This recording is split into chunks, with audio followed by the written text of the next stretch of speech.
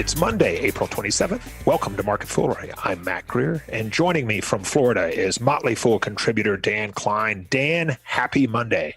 I'll believe you if you say it's Monday. They all do blur together, as we have discussed before. It's day. I know it's day, and I think it's not weekend. That's how I measure the days now. Not weekend, day, night. 3 categories. So, Dan, let's talk some GM. Let's talk some dividends. Let's talk some drones. And as we wrap things up, let's talk about something that you just wrote about, Disney Plus, and whether or not it can save Disney stock. But let's begin with the market. Now, at the time of our taping here, midday Monday, all the major indices up slightly. And this, as part of a month, Dan, this has just been an incredible month for the Dow, the S&P, the NASDAQ, all up big, having their best month in years. So I want to start there. As an investor, how are you thinking about this market? Because we have the market, just chugging along this month. And at the same time, we have most states still under stay-at-home orders. So I don't think about the market in the short term. And right now, it's so emotional. So if there's a tiny little hint, if like a village in Alabama says it's going to reopen a gym, the market bounces up and has a good day. Which I like that there is sort of an appetite for optimism because we've been through such a miserable time. That said, I'd be looking at companies that are going to do well during this and after, or companies that you really liked beforehand that you believe will bounce back when this is over. So I'm not looking to sort of ride out these trends or see what's going on or figure out where the bottom is. I think we've got some reckoning left to come, but that's just a guess. Okay, so let's talk about some of those companies. GM, General Motors, announcing it's suspending its dividend and stock buybacks.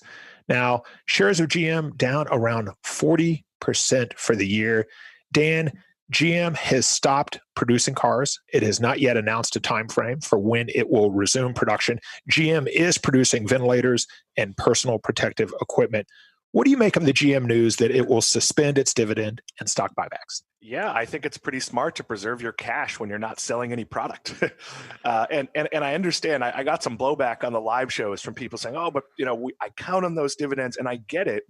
But you can't count on a dividend if a company goes bankrupt. So I would rather GM stays in business longer, puts itself in a situation where it has more cash and a longer runway, because eventually Americans will need cars. This will end, and people who were putting off a purchase will buy. Prices are really good. So if you need a car, it's actually a pretty good time to buy a car. But I am in favor of being as cautious as you can be right now if you're a company. Okay, so along those lines, I want to ask you about Disney, because Disney has taken some heat for not suspending its dividend. What do you think? Yeah, I think it's a mistake. And look, Disney's in a good position in terms of their available cash, but they've also borrowed quite a bit of money. I mean, they borrowed the money for the Fox purchase. So to be paying out cash when you're not operating, it seems like an artificial way to prop up your stock price. And I'm just not concerned about Disney's stock price in the short term. I'm guessing executives are, who often have bonuses tied to stock price. Okay, well, we're going to talk more Disney in a bit. But first, I want to talk about a new development in the world of social distancing. UPS on Monday announcing that CVS and UPS will start using drones, yes, drones, next week to deliver prescription medication to the Villages retirement community in Florida. Now, Dan, you are in Florida. The Villages is the biggest retirement community in the country. Now, the drones will drop off prescriptions to a location near the community, and a truck will finish the delivery. So this isn't door to door, but this is going from CVS to somewhere near where people live. Yeah, I mean, they've been testing this. I think it's actually in Virginia, in some rural town, with the idea that you could bring prescriptions right to the door.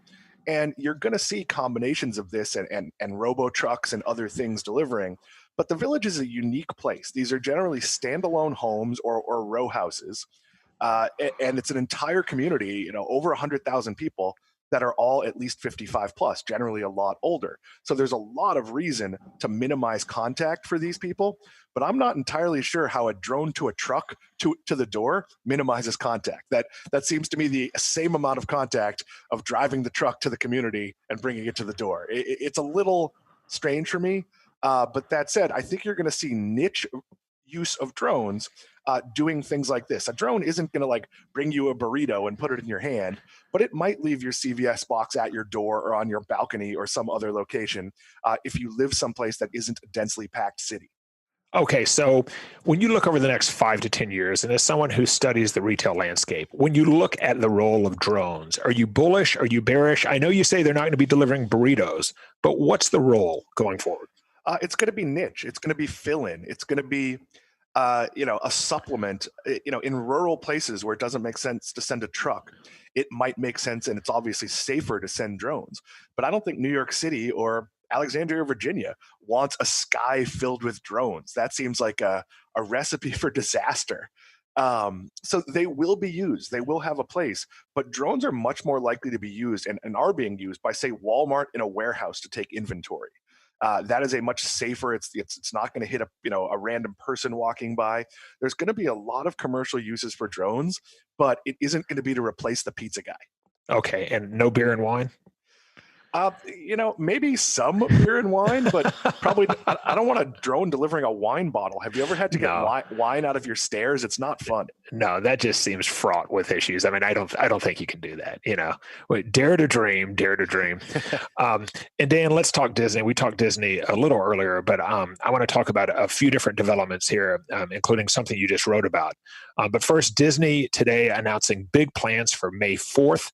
Now, May 4th, they will begin streaming Star Wars: The Rise of Skywalker. That'll be 2 months earlier than they planned. And then Disney also announcing that the final episode of The Clone Wars and the first episode of The Mandalorian documentary will be available on May 4th. So with all that in mind, you just wrote a piece this weekend, Dan, entitled, "Can Disney Plus Save Disney Stock?"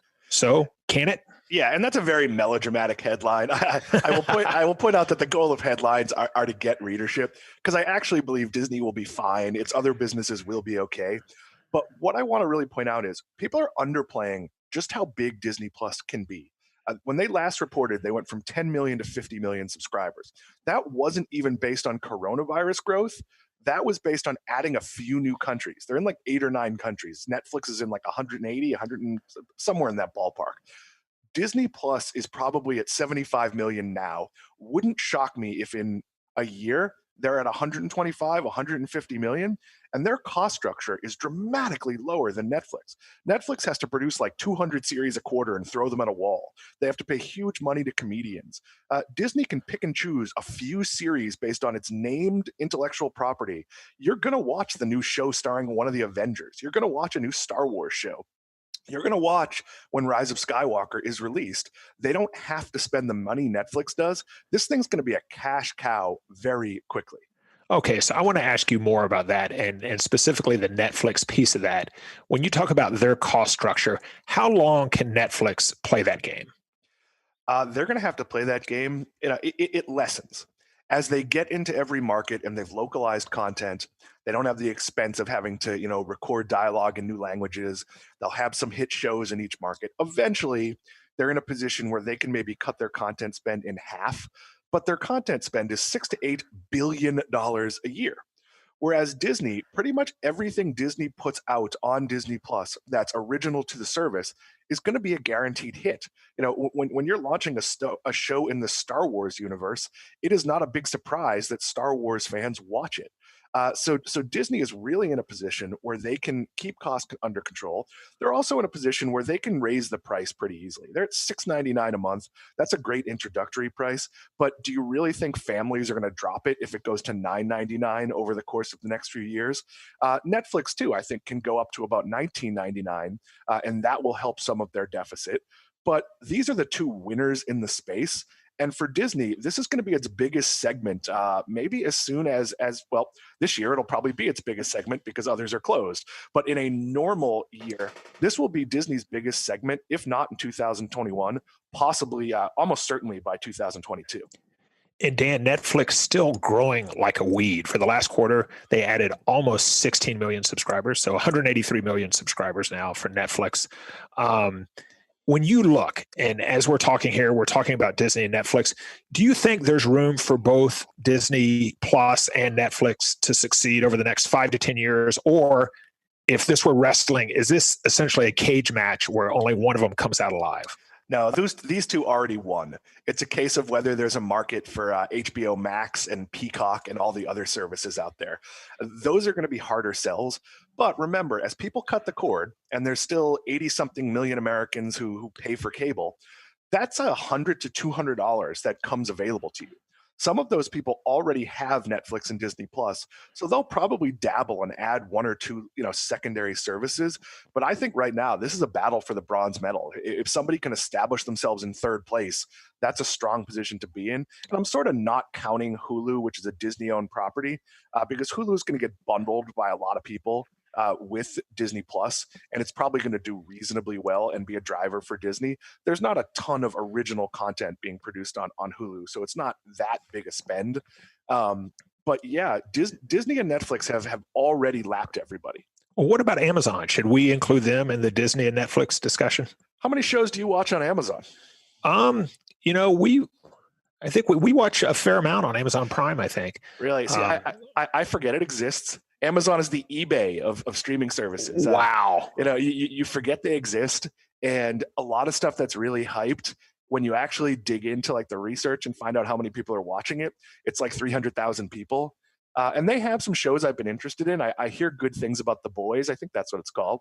And generally, I've tried a few things on Amazon, and nothing has struck. You're not paying for it. I don't precisely see where it's a particularly big value add.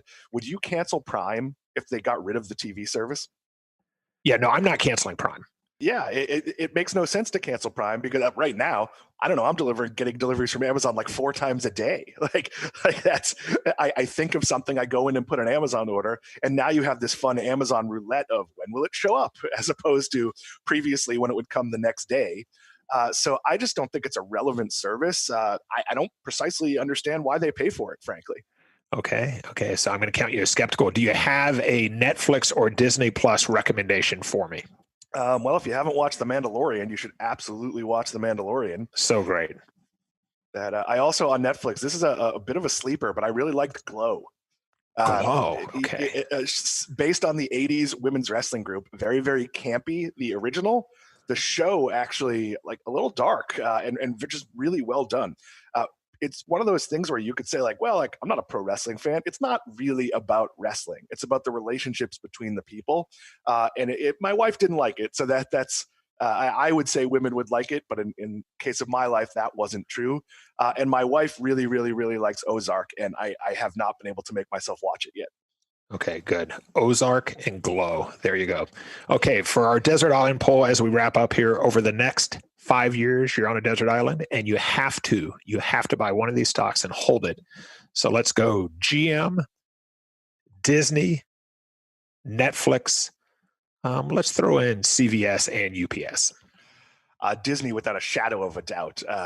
CVS would be attractive if they didn't just buy a health insurance company, which absolutely is something that makes me a little bit nervous. But Disney has the #1 theme park brand. Families are going to come back to Disney. Whenever they put out the next Disney movies, Avengers or Pixar or whatever it is, people are going to go see those. I'm not worried about that company in the long term at all. Okay, well, there you have it. Dan Klein, thanks for joining me. Thanks for having me. As always, people on the show may have interest in the stocks they talk about, and the Motley Fool may have formal recommendations for or against. So don't buy or sell stocks based solely on what you hear. That's it for this edition of Market Foolery. The show is mixed by Dan Boyd. I'm Matt Greer. Thanks for listening, and we will see you tomorrow.